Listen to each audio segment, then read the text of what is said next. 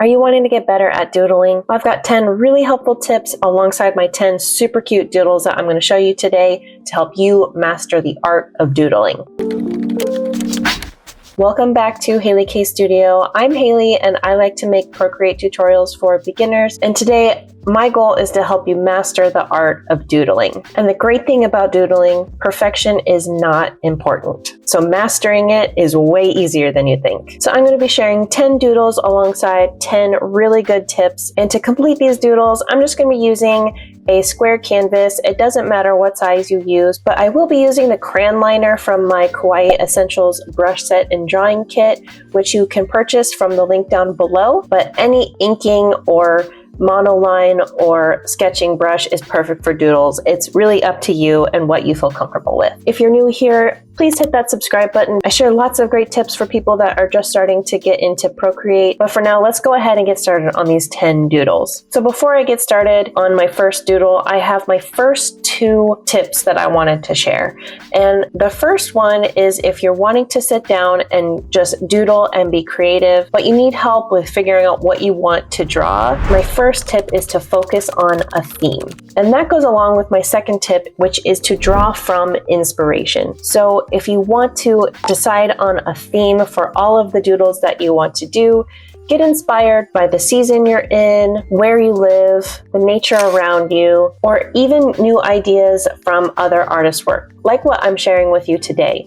If this inspires you to do more doodles, that is excellent. So what inspired me today was the month of November. It's fall, and it makes me think of woodland creatures, and we are going to focus on woodland creatures and just keeping it cute and playful and simple. So that takes me into our first doodle and my next tip, which is to start simple. So to keep things simple, just start off with basic shapes like circles and triangles and lines. Keeping it simple will help you create way more easily.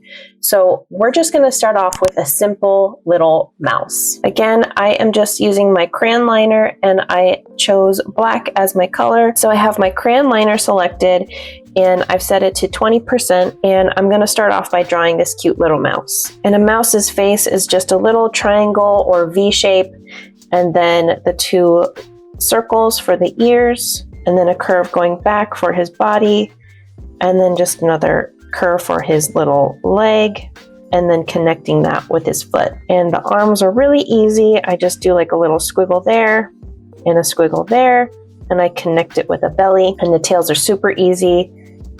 It's just a line, and then you can give him a little eye and the little nose at the end. And that is a perfectly cute little mouse, completely simple. So my next tip for mastering the art of doodling is repetition.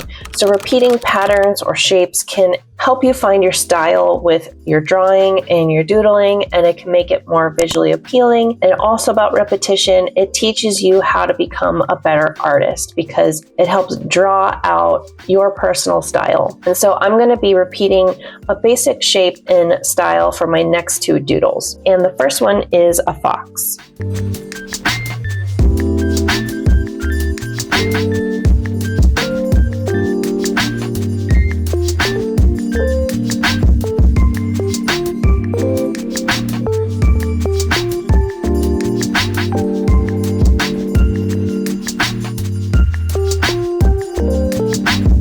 So here is our cute little fox. We added a few little details, and now we're ready to try out these same concepts to draw our raccoon. So again, we'll just start off with the top of his head, and we'll just repeat the process and changing a few of the little details.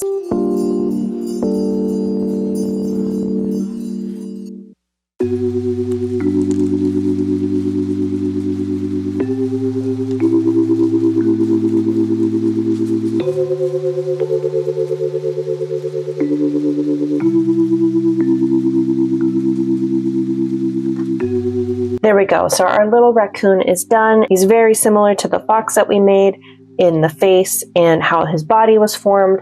So just repeating these same shapes will help you get better at doodling these type of animals, especially. So my next tip for mastering doodling is to not worry about perfection, and I certainly don't. Doodling is all about expression and creativity and not about perfect accuracy with how your doodle looks in comparison to its counterpart in reality. So embrace your imperfections, and they can add character to your work, and it adds to adding a bit of you into your work as well. It helps bring out your personal style, and leaving those imperfections and not trying to be perfect, it helps really develop what type of artist you are and your personal style. So I'm gonna draw a cute little chipmunk, and I am not worrying about perfection. I just want to have fun.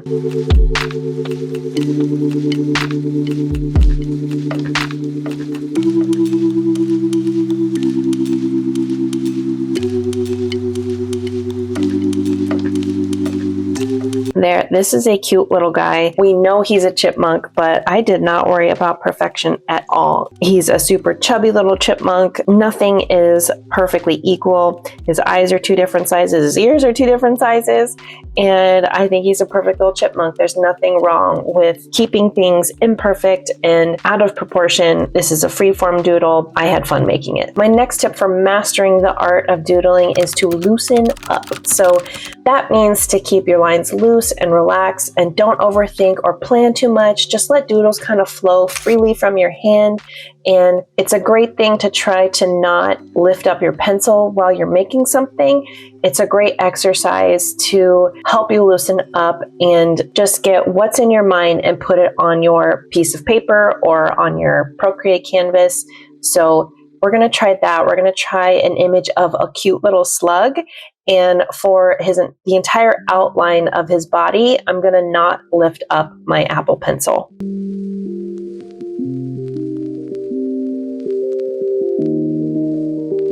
There is our cute little slug body. I did not lift my Apple Pencil at all.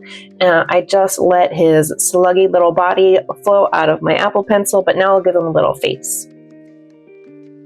Perfect little slug. I wouldn't mind coming across this guy if I went on a hike, especially if he was smiling like that. It'd be so cute. So the next thing you can do is to experiment with style. You can play with different styles: minimalistic, detailed, cartoony, abstract, and this will help you discover what feels most comfortable to you. With this next one, I'm going to be drawing a cute little skunk, and I want to play with the concept of positive space and negative space. So what that's going to entail for me in this doodle is I'm going to draw the shape of my skunk, and I'm going to fill it all black, and then I'm going to erase away the parts of the skunk that would be white. So I'll start off with the outline, and then I will fill that in and then erase the parts that I think would be removed so that the skunk kind of emerges from the black again.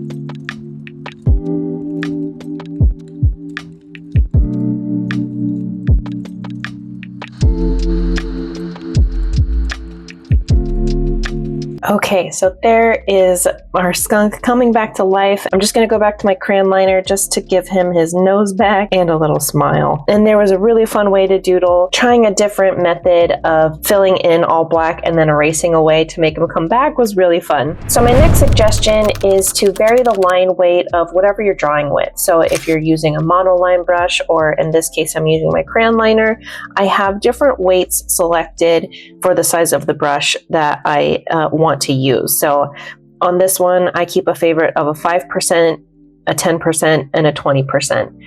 And what this will do, using thicker and thinner lines, adds depth and dimension to your doodles, making them a little more interesting, a little more artistic. So I'm going to use this method to draw a cute little owl. I will use a thicker liner for the outside, and then as I work into the details of the owl, I will use a thinner version of the brush. So to start with the outline, I will start with the 20%.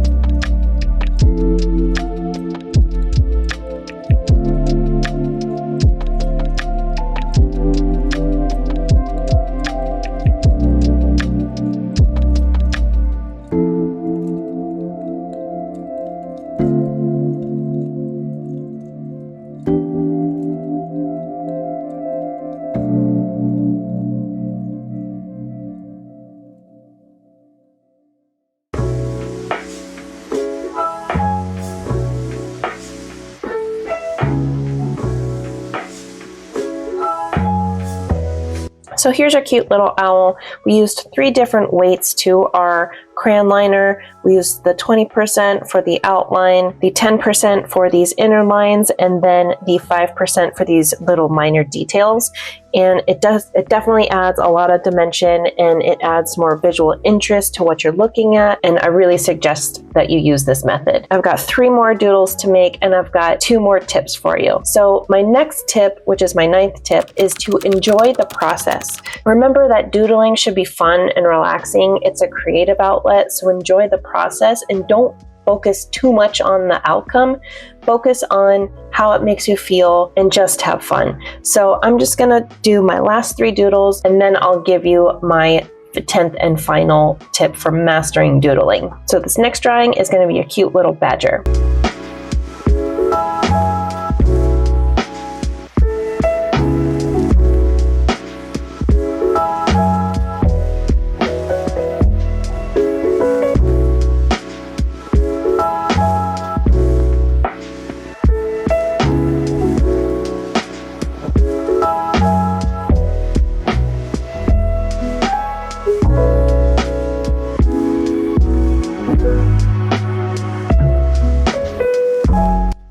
So there's our cute badger. Last night my husband was watching this video of a badger eating grass, and it was just making him smile, so I definitely had to draw a badger today. The next one I want to draw is a hedgehog. I love drawing hedgehogs. They're one of my favorite animals to draw, so I'm going to go ahead and draw one of those right now.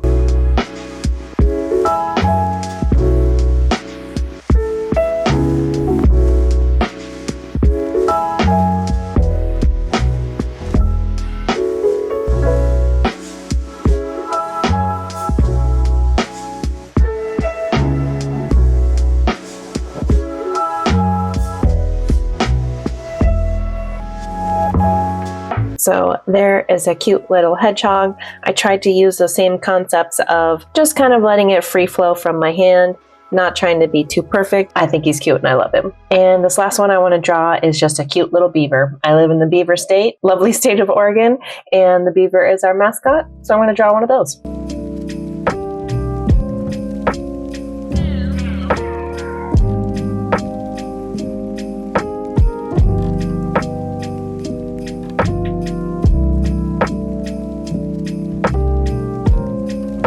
Okay, he's cute, and that's all I'm going to say about that. So my last tip is just to practice. Practice consistently, because the more you doodle, the more your style will develop. And so if you set aside time to doodle daily, or just do it while you're on the phone or when you're winding down at night, watching TV, even if it just takes a few minutes, practicing will really help you, and it'll be fun for you, and you'll just get better and better.